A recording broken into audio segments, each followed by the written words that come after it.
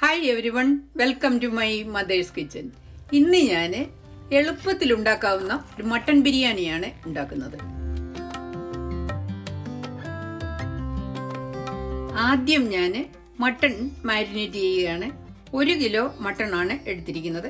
ഇത് കഴുകി വൃത്തിയാക്കി ഇതിലേക്ക് ഞാൻ 1 ടീസ്പൂൺ ഉപ്പ്, 1/2 ടീസ്പൂൺ മഞ്ഞൾപ്പൊടി, 1 ടീസ്പൂൺ കുരുമുളക് പൊടിച്ചത്, 1 ടീസ്പൂൺ പെരിഞ്ചീരകം വറുത്ത് പൊടിച്ചത്, 1 കപ്പ് അധികം പുളിയില്ലാത്ത തൈരാണ്.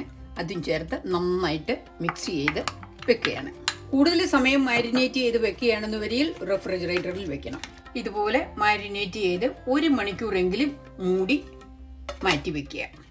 ഇറച്ചി മാരിനേറ്റ് ചെയ്ത് വെച്ചിട്ട് 1 മണിക്കൂർ കഴിഞ്ഞു. ഇനി വേവിക്കാൻ പോവുകയാണ്.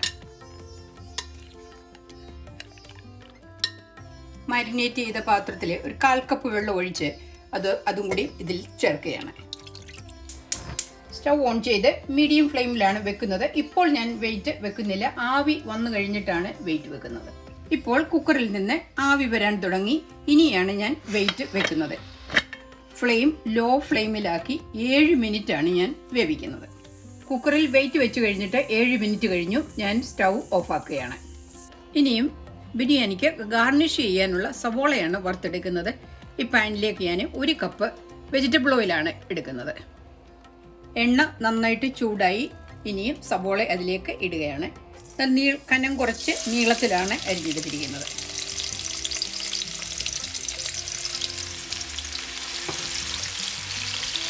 രണ്ട് മീഡിയം സൈസിലുള്ള സവോളയാണിത്.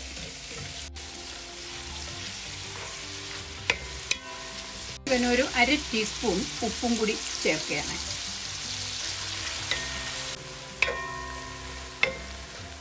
ഒരുമാതിരി ബ്രൗൺ നിറമായിട്ടുണ്ട്. ഇനി അധികം സമയം എടുക്കുകയില്ല.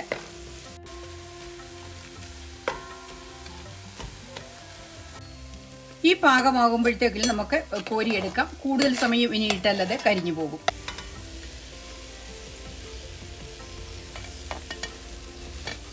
ഉള്ളി കോരിയെടുത്തതിന് ശേഷം ഇതുപോലെ ഒന്ന് നിരത്തി വെക്കണം. നല്ല ക്രിസ്പായിട്ട് കിട്ടും. ഇപ്പം നല്ല ഗോൾഡൻ ബ്രൗൺ ആയിട്ടുണ്ട്. മട്ടൻ കറിയുടെ മസാല ഉണ്ടാക്കുകയാണ്. അതിൽ എടുത്തിരിക്കുന്നത് 2 ടൊമാറ്റോ, ഇതേ വലുപ്പത്തിലുള്ള ടൊമാറ്റോയാണ് എടുത്തിരിക്കുന്നത്. 1 മീഡിയം സൈസിലുള്ള സബോള, ഇതിന് പകരം ഉള്ളി വേണമെന്ന് വരികിലും എടുക്കാം. 8 വെളുത്തുള്ളി, ഇതേ വലിപ്പത്തിലുള്ള വെളുത്തുള്ളി 8 എണ്ണമാണ് എടുത്തിരിക്കുന്നത്. നിങ്ങൾ ചെറുതാണ് എടുക്കുന്നതെന്ന് വരികിൽ കൂടുതൽ എടുക്കണം. 1 ഇഞ്ച് നീളത്തിലുള്ള 3 കഷ്ണം ഇഞ്ചി, 6 നല്ല എരിവുള്ള പച്ചമുളക്, 1 കപ്പ് മല്ലിയില, 1/4 കപ്പ് പുതിന ഇല. ഇത്രയും കൂടി ആണ് അരച്ചെടുക്കുന്നത്. ഈ മട്ടൺ ബിരിയാണിയുടെ കറി ഉണ്ടാക്കുന്നത് പച്ചമുളകും ഇഞ്ചിയും വെളുത്തുള്ളിയും വേറെ വേറെ ചതച്ചെടുക്കാതെ എല്ലാം കൂടി ഒന്നിച്ച് മിക്സിയിൽ പൾസ് ചെയ്ത് ചതച്ചെടുക്കാവുന്ന രീതിയിൽ എടുത്തിട്ടാണ് ഈ കറി ഞാൻ വെക്കുന്നത്. അത് വളരെ എളുപ്പമുള്ള മെത്തേഡാണ്. ഫൈനായിട്ട് അരയ്ക്കണ്ട, പൾസ് ചെയ്ത് ഈ പരുവത്തിൽ എടുത്താൽ മതി. ഇനിയും കാഷ്യൂം റൈസിൻസും വറുത്തെടുക്കുകയാണ്. അത് ഈ പാത്രത്തിലേക്ക് ഒരു 2 ടേബിൾ സ്പൂൺ നെയ്യാണ് ഒഴിക്കുന്നത്. നെയ്യ് സ്വല്പം ചൂടായി. ഇതിലേക്ക് ഞാൻ കാഷ്യൂ ഇട്ട് വറുത്തെടുക്കുകയാണ്. കാഷ്യൂ ഈ പരുവത്തിൽ വറുത്തെടുക്കുക. ഇനിയും വറുത്തെടുക്കുന്നത് റൈസിൻസ് ആണ്. നിങ്ങൾക്ക് ഗോൾഡൻ കളറിലുള്ള റൈസിൻസ് വേണമെന്ന് വരികിലും ഉപയോഗിക്കാം.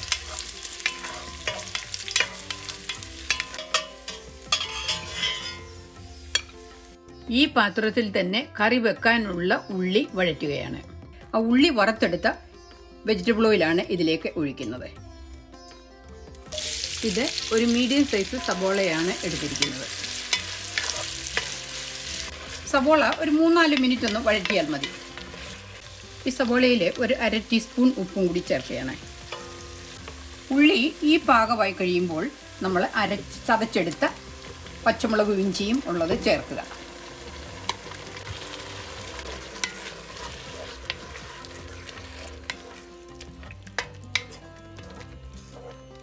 ഇനി ഇതിലേക്ക് 1/2 ടീസ്പൂൺ മഞ്ഞൾപ്പൊടി, 3 ടേബിൾ സ്പൂൺ മല്ലിപ്പൊടി, 2 ടീസ്പൂൺ ഗരം മസാലപ്പൊടി, ഇത്രയും ചേർത്ത് ഇത് നന്നായിട്ട് മൂപ്പിക്കണം. ഈ അരപ്പ് മൂപ്പിക്കുമ്പോൾ ഇടയ്ക്ക് ഇളക്കി കൊടുക്കണം, അടിയിൽ പിടിക്കരുത്. ഇതിലേക്ക് ഗാർണിഷ് ചെയ്യാനായിട്ട് വറുത്തെടുത്ത സവോളയിൽ നിന്ന് ഒരു പിടി ഞാനിത് ക്രഷ് ചെയ്ത് ഇതിൽ ചേർക്കുകയാണ്. ഇത് ഓപ്ഷണലാണ്, ഇഷ്ടമുണ്ടെന്ന് വരികിൽ മാത്രം ചെയ്താൽ മതി. സ്വല്പം വറുത്ത ഉള്ളി പൊടിച്ച് ചേർക്കുന്നത് കൊണ്ട് കറിക്ക് നല്ല ഫ്ലേവർ കിട്ടും.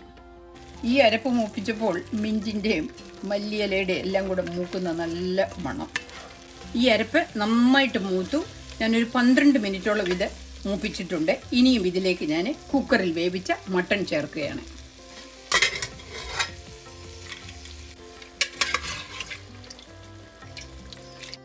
കുക്കറിൽ വേവിച്ചപ്പോൾ ഇത് മുഴുവനും അങ്ങ് വെന്തിട്ടില്ല.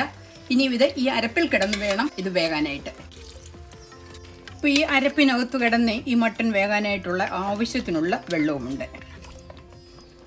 ഈ കറിക്ക് സ്വല്പം ഉപ്പ് കുറവുണ്ട്. ഞാനൊരു 1/2 ടീസ്പൂൺ ഉപ്പ് ചേർക്കുകയാണ്. നിങ്ങളിതുപോലെ വേവിക്കുമ്പോൾ ഇടയ്ക്ക് ഉപ്പ് നോക്കി ആവശ്യത്തിന് വേണ്ടത് ചേർക്കണം.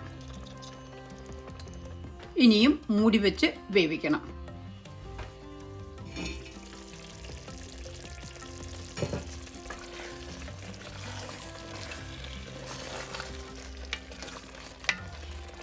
ഇറച്ചി നന്നായിട്ട് വെന്തിട്ടുണ്ട്. ഒരു 20 മിനിറ്റോളം ഇത് സ്റ്റൗവിലിരുന്ന് വെന്തു. ഇങ്ങനെ കുക്കറിനകത്ത് വെച്ച് വേവിച്ചെന്ന് വരികിലും ഇതുപോലെ ഈ അരപ്പിനകത്തിട്ട് ഇതുപോലെ വേവിക്കുന്നത് കൊണ്ടും കറിക്ക് നല്ല ടേസ്റ്റ് ആയിരിക്കും. ചോറ് വെക്കാനുള്ള വെള്ളം തിളപ്പിച്ചെടുക്കുകയാണ്. ഞാൻ 4 കപ്പ് അരിയാണ് എടുത്തിരിക്കുന്നത്. ഇത് 8 കപ്പ് വെള്ളമുണ്ട്. ഇതിലേക്ക് ഞാൻ ഒരു ബേ ലീഫ്, 2 ചെറിയ സിനമൺ സ്റ്റിക്ക്, 8 ഏലയ്ക്ക, 2 തക്കോലക്കൂട്ട്, 10 ഗ്രാമ്പൂ ഇത്രയിട്ട് വെള്ളം തിളപ്പിച്ചെടുക്കണം. ഉള്ളി വറുത്ത പാത്രത്തിൽ തന്നെയാണ് ചോറ് വെക്കുന്നത്. ഞാൻ 1 ടേബിൾ സ്പൂൺ നെയ്യാണ് ഒഴിക്കുന്നത്. 4 കപ്പ് ബാസ്മതി റൈസ് 3-4 പ്രാവശ്യം കഴുകി ഡ്രെയിൻ ചെയ്ത് വെച്ചതാണ്. ഇത് ഞാൻ ഈ പാത്രത്തിലേക്ക് ഇടുകയാണ്. അധികം റോസ്റ്റ് ചെയ്യുന്നില്ല. ഒരു 1-2 മിനിറ്റ് ഒന്ന് റോസ്റ്റ് ചെയ്തിട്ട് വെള്ളം ഒഴിക്കുകയാണ്. അരി വറുത്തെടുക്കുമ്പോൾ ഇളക്കുന്നത് സാവകാശമായിരിക്കണം, അല്ലെങ്കിൽ ഇത് അരി പൊടിഞ്ഞു പോകും. അരി സ്വല്പം നെയ്യ് ഒഴിച്ച് ഒരു 1-2 മിനിറ്റ് ഞാനൊന്ന് ഇളക്കിയതേ ഉള്ളൂ. അധികം ഞാൻ റോസ്റ്റ് ചെയ്യുന്നില്ല. ഈ തിളച്ച വെള്ളം അരിയിലേക്ക് ഒഴിക്കുകയാണ്. വെള്ളത്തിൽ സ്പൈസസ് ഇട്ട് തിളപ്പിക്കുന്നത് കൊണ്ട് അതിൻ്റെ ഫ്ലേവർ കൂടുതൽ വെള്ളത്തിലേക്ക് ഇറങ്ങും. അപ്പം റൈസിന് കൂടുതൽ ടേസ്റ്റും കാണും. ഇതിൽ ഞാനൊരു 1.5 ടീസ്പൂൺ ഉപ്പാണ് ഇപ്പോൾ ചേർക്കുന്നത്. 1.5 ടീസ്പൂൺ ഉപ്പ്, 1 ടേബിൾ സ്പൂൺ ലെമൺ ജ്യൂസും കൂടി ചേർക്കുന്നുണ്ട്. ലെമൺ ജ്യൂസ് ഒഴിക്കുന്നത് കൊണ്ട് ചോറ് ഒട്ടിപ്പിടിക്കാതെ ഇരിക്കും. വെള്ളം തിളയ്ക്കാൻ തുടങ്ങിയിട്ടുണ്ട്. ഞാൻ ഇനിയും സ്റ്റൗ ലോ ഫ്ലെയിമിലാക്കി മൂടി വെച്ച് വേവിക്കുന്നത്. 15 മിനിറ്റ്സ് ആണ് അരി ഞാൻ വേവിച്ചത്. അടിയിൽ ഒട്ടും വെള്ളമില്ല. ഒന്ന് നല്ല ഭംഗിയായിട്ട് വെന്ത് വന്നിട്ടുണ്ട്. ഇനിയും ചോറ് മട്ടൺ കറിയുമായിട്ട് ലെയർ ചെയ്തെടുക്കാം. ഈ പ്രാവശ്യം ഞാൻ ചോറ് ലെയർ ചെയ്യുന്നത് ഈ കറിയുടെ മുകളിലേക്ക് തന്നെ ഇട്ട് ലെയർ ചെയ്തെടുക്കുകയാണ്. 1 ലെയർ ചോറ് ഇട്ടു. ഇനി ഞാൻ ഇതിൻ്റെ മുകളിലേക്ക് സ്വല്പം സാഫ്രോൺ ചൂടുള്ള പാലിൽ ഞാൻ വെച്ചതാണ്. ഇത് നിർബന്ധമില്ല, എനിക്കുള്ളത് കൊണ്ട് മാത്രം ഞാൻ ചെയ്തതാണ്. മഞ്ഞൾപ്പൊടി ഇട്ടാലും ചോറിന് നല്ല കളറ് കിട്ടും. സ്വല്പം ഉള്ളി വറുത്തെടുത്തത്, കാഷ്യൂസ് വറുത്തത്, റേസിൻസ്, സ്വല്പം മല്ലിയില, സ്വല്പം പുതിന ഇല, സ്വല്പം പെരിഞ്ചീരകം പൊടിച്ചതാണ്, സ്വല്പം ഗരം മസാലപ്പൊടിയും ഇതിൻ്റെ മുകളിൽ സ്പ്രിങ്കിൾ ചെയ്യുക. ഇനി ഇതിൻ്റെ മുകളിൽ ചോറ്. ഈ രണ്ടാമത്തെ ലെയറിൻ്റെ മുകളിൽ സ്വല്പം സാഫ്രോൺ മിക്സ് ചെയ്തത്, സ്വല്പം പെരിഞ്ചീരകം പൊടി, നട്ട്സ്, റേസിൻസ്, ഒനിയൻ വറുത്തത്, മല്ലിയില, സ്വല്പം മിൻറ്റ് ലീഫ്. ഇത് മൂന്നാമത്തേതും അവസാനത്തേതുമായ ലെയറാണ്.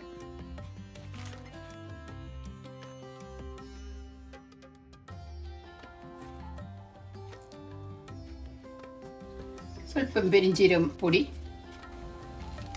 നട്ട്സ്, റൈസിൻസ്,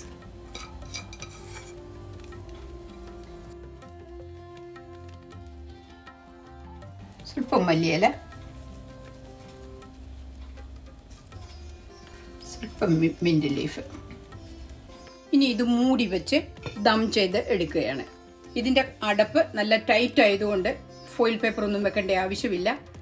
സ്റ്റൗവിൻ്റെ മുകളിൽ വെച്ച് ചൂടാക്കിയാൽ മതി. ദം ചെയ്തെടുക്കുന്നതിന് ഒരു പഴയ ദോശക്കല്ലാണ് ഞാൻ എടുത്തിരിക്കുന്നത്. അത് നന്നായിട്ട് ചൂടായി.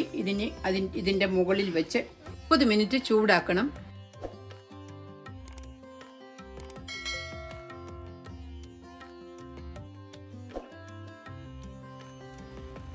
ഇരുപത്തിയഞ്ച് മിനിറ്റോളം സ്റ്റൗവിലിരുന്നു. ഞാൻ സ്റ്റൗ ഓഫാക്കി. ഇതിൽ സ്റ്റീം വരുന്നുണ്ട്. സ്റ്റീം പൊങ്ങി വരുന്നതാണ് ഇതിൻ്റെ കണക്ക്. കറി വെച്ച പാത്രത്തിൽ തന്നെ നമ്മൾ ചോറ് ഇതുപോലെ ലെയർ ചെയ്താലും വളരെ ഈസി ആയിട്ട് നമുക്ക് നന്നായിട്ട് എടുക്കാൻ പറ്റും.